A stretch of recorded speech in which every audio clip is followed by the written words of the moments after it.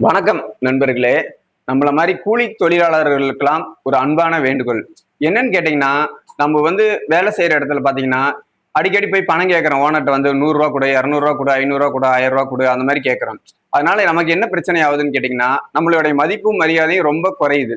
இந்த மாதிரி ஒரு வேலை செய்யற இடத்துல சம்பளம்னா சம்பளம் கரெக்டா வாங்கிக்கணும். இடையில ஒரு நாள் பணம் வேணுமா, இடையில போய் வாங்கிக்கணும். அடிக்கடி போய் பணம்னு கேட்கறனால நம்மளுடைய மதிப்பு மரியாதையும் தான் ரொம்ப குறையுது. இதனால என்னன்னு கேட்டீங்கன்னா, நமக்கு ஒரு அவசரத்துக்கு ஒரு தேவை, வீட்டுல ஒருத்தருக்கு உடம்பு சரியில்லை, இல்ல ஸ்கூல் ஃபீஸ் கட்டணும், காலேஜ் ஃபீஸ் கட்டணும், இந்த மாதிரி நேரங்கள்ல போய் நம்ம பணம் கேட்கும்போது நம்மளை ரொம்ப கேவலமா கீழ்த்தனமா நடத்துவாங்க. ரொம்ப இதா பார்ப்பாங்க. இது பாத்தீங்கன்னா நமக்கு தான் ரொம்ப அவமானமா இருக்கும். ஒரு வேலை செய்யற இடத்துல நம்ம டீசெண்டா இருக்கணும்.